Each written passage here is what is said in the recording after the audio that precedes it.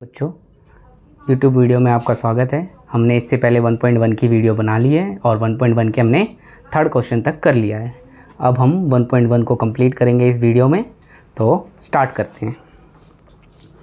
अगर आपने वो वीडियो ना देखी हो, पहले उसे देखें फिर इसे करेंगे, ठीक है। तो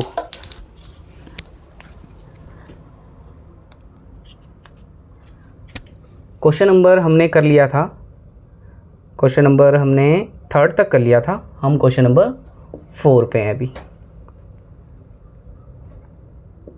HCF 306,657 इक्वल दे रखा है 9 और LCM 306,657 नहीं दे रखा है।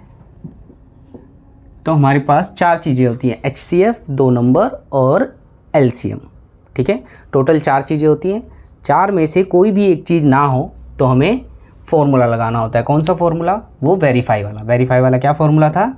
HCF मल्टीप्लाई LCM बराबर होता है प्रोडक्ट ऑफ 2 नंबर, 2 संख्या का गुणनफल। HCF अगर देखोगे तो 9 दे रखा है।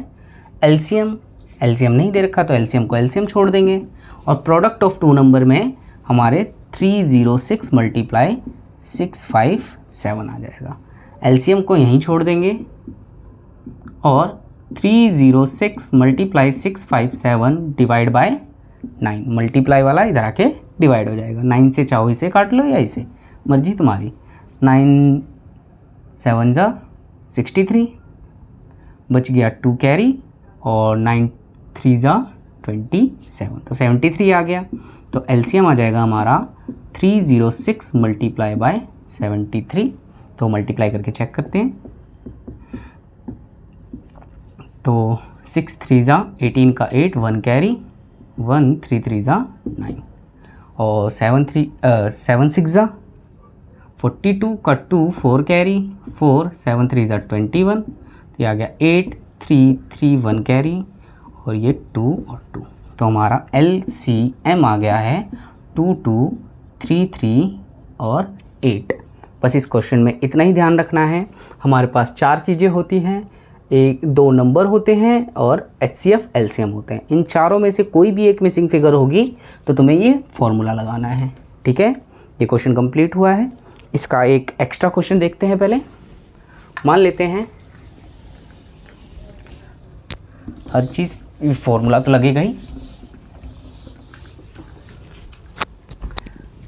एक एक्स्ट्रा क्वेश्चन देखते हैं।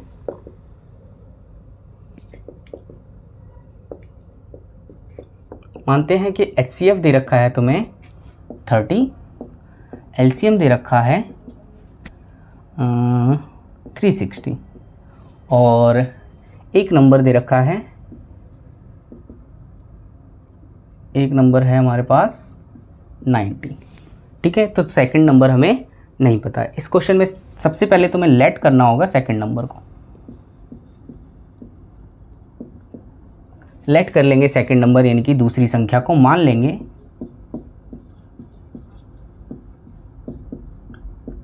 x है और फॉर्मूला फिर से वही लगेगा। इन 4 चीज़ में से 3 चीज़ दे रखी है, एक चीज़ नहीं दे रखी है। तो इस चीज़ के लिए सबसे पहले लेट करेंगे x और HCF की जगह 30 आ गया, LCM की जगह 360 आ गया और दोनों नंबर में से एक नंबर तो 90 और दूसरा नंबर x है। इस बार ये 90 इधर आके डिवाइड हो जाएगा तो 30 मल्टीप्लाई 360 डिवाइड बाय 90। तो 0 से 0 कटेगा, 9 4 जा 36, इन दोनों को मल्टीप्लाई करेंगे तो आ जाएगा 120 x की वैल्यू। x क्या है हमारे पास? Second number. तो सेकंड नंबर आ जाएगा हमारा कितना? 120।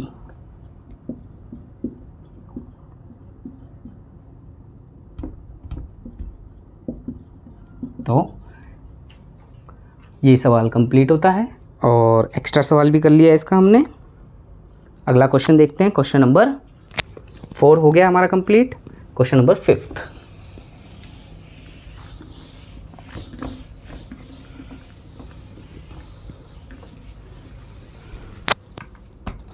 क्वेश्चन नंबर 5 की बात करें तो क्या दे रखा है हमें, 6 की पावर n क्या एंड हो सकता है 0 पे, ये हमसे पूछा गया है। क्या ये 0 पे एंड होगा या नहीं, एंड 0 पे होगा या नहीं। तो चेक करेंगे क्या इसके प्राइम फैक्टर क्या है। तो 6 का अगर हम प्राइम फैक्टर करते हैं तो 2 से 3 और 3 से 1, तो 2 × 3 आता है और उसकी पावर n ऐसे का ऐसे ही रह जाएगा। अब बस क्या ये 0 पे एंड हो सकता है, तो इन दोनों को मल्टीप्लाई करने पे 0 तो आ ही नहीं सकता। तो हम क्या लिखेंगे, it will not and with 0। ठीक है, और रीज़न क्या होगा, because prime factor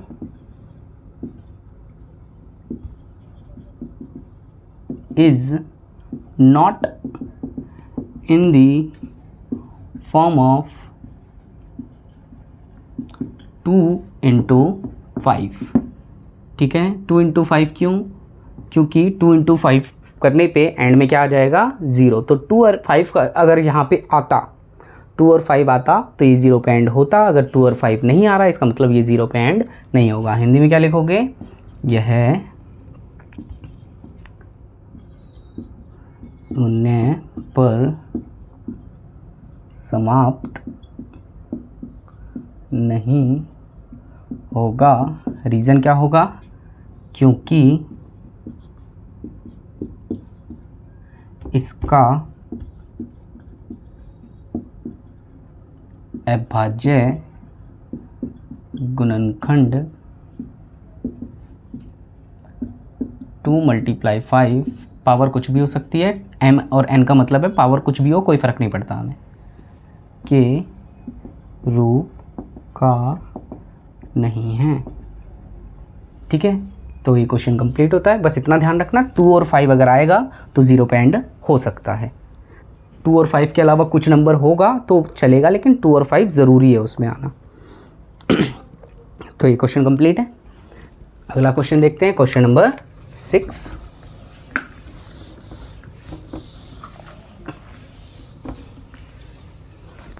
question number 6 में क्या दे रखा है, तो क्वेश्चन नंबर 6 इंपॉर्टेंट है पेपर के हिसाब से अगर देखा जाए तो 7 × 11 × 13 + 13। इन क्वेश्चनों में बस why it is composite number पूछा गया है, why it is composite number. यह भाज्य संख्या क्यों है। भाज्य संख्या तो है, तो रीज़न पूछ रहा है क्यों है। सबसे पहले हमें क्या करना है, मल्टीप्लाई और प्लस। मल्टीप्लाई और प्लस में देखना है कि कुछ कॉमन है या नहीं। मल्टीप्लाई और प्लस में अगर देखते हैं कि कुछ कॉमन है या नहीं, तो क्या है कॉमन, 13। तो 13 कॉमन ले लेंगे, क्या बच जाएगा 7 × 11। ये 13 के टेबल में 13 1 बार में आता है, और प्लस 13 के टेबल में ये भी 13 1 बार में आता है। तो 13 पहले मल्टीप्लाई करेंगे इन सबको, तो ये आ जाएगा 77 + 1, तो 13 × 78। अब मल्टीप्लाई में इसके 1 लिख देंगे और रीज़न लिखेंगे मोर देन 2 फैक्टर्स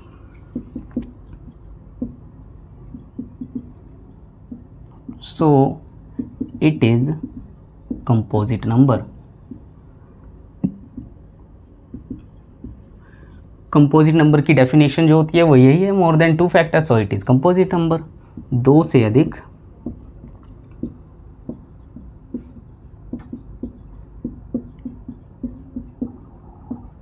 गुणनखंड हैं, इसलिए यह एक भाज्य संख्या है। ठीक है, बस इन ध्यान रखना है कि कुछ कॉमन ज़रूर होगा इस क्वेश्चनों में। इसका एक और पार्ट दे रखा है, वो भी देख लेते हैं।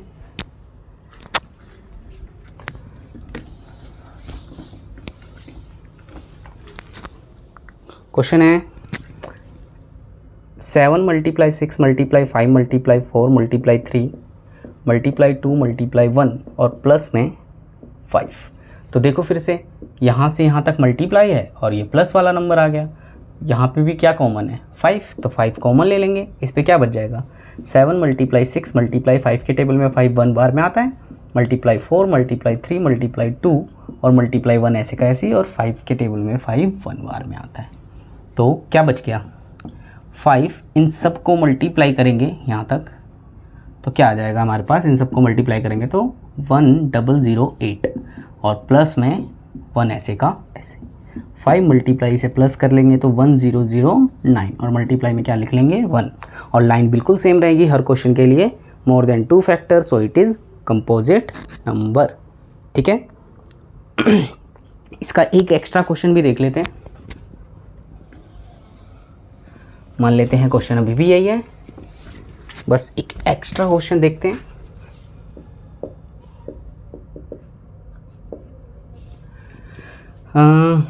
Three multiply 2 multiply 14 plus 49 multiply 11, मान लेते हैं ये क्वेश्चन दे रखा है।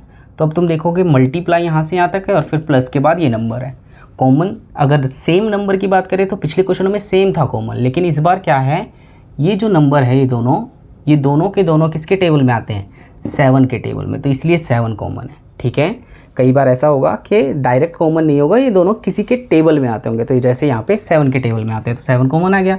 इस पर क्या बच गया 3, इस पर बच गया 2, ये 7 के टेबल में 2 बार में आता है और प्लस ये 7 के टेबल में 7 बार में आता है, और मल्टीप्लाई वाला 11 ऐसे का ऐसे।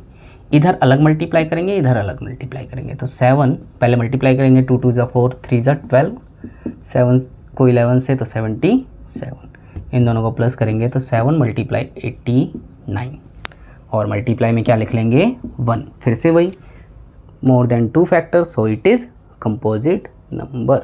ठीक है, बस इसमें यही अलग था कि डायरेक्ट कॉमन नहीं था, हमने कॉमन खुद निकाला है इस क्वेश्चन में। ठीक है, इंपॉर्टेंट क्वेश्चन है, 3 नंबर का पेपर में बहुत बार पूछा गया है, तो इसे अच्छे से करना।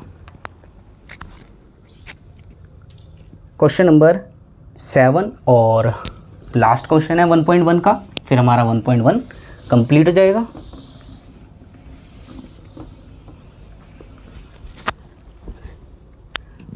सेवन क्वेश्चन में क्या दिया है, सर्कुलर पाथ है, यानी कि एक सर्कुलर पाथ यानी कि सर्कल के शेप का एक रास्ता है।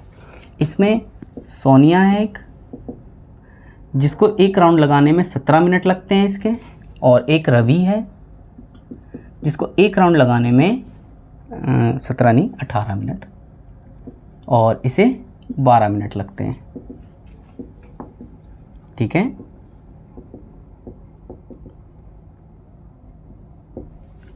अब बोला है अगर ये दोनों एक साथ दौड़ना स्टार्ट या चलना स्टार्ट करते हैं और तो कितने देर बाद वो दोबारा मिलेंगे। ठीक है, एक चीज़ सोचो, अगर सोनिया पूरा एक राउंड लगाएगी 18 मिनट में, तो रवि 18 मिनट में तो वो यहाँ पहुँच चुका होगा, मतलब आगे दोनों मिले तो नहीं होंगे। तो ऐसे ही चलता रहेगा, कब ये दोनों इसी पॉइंट पे दोबारा मिलेंगे। तो जब भी मैंने क्या बताया था, इन नंबरों से ज़्यादा आंसर निकालना है, नंबरों से ज़्यादा निकालना है तो एलसीएम निकाल देना, और इन नंबरों से अगर छोटा आंसर आ रहा है तो एचसीएफ निकाल देना। तो इस क्वेश्चन में क्या निकालना है एलसीएम, तो हमें एलसीएम निकालना है 18 और 12 का। तो 18 12 इन दोनों का एलसीएम करते हैं तो 2 से 9 6, फिर 2 से 9 3, फिर 3 से 3 1 और फिर 3 से 1 1। तो एलसीएम आ रहा है 2 की पावर 2 मल्टीप्लाई 3 की पावर 3 की पावर 2।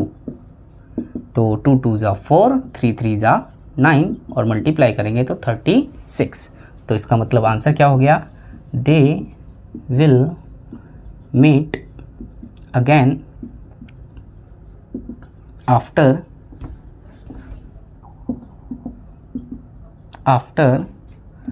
36 मिनट्स। वह 36 मिनट बाद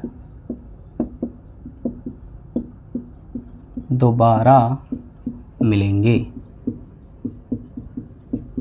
ना याद रहे तो बस इतना याद रख लेना, कि अगेन मीट अगेन जब भी बोला हो क्वेश्चन में मीट अगेन यानी कि दोबारा मिलने वाले क्वेश्चन में हमेशा ही तुम्हें एलसीएम निकालना है। ठीक है, ये भी क्वेश्चन कंप्लीट होता है। हमारा 1.1 पूरा कंप्लीट हो गया है। सारे क्वेश्चनों को दोबारा अच्छे से करना। ठीक है, इस वीडियो के लिए इतना ही।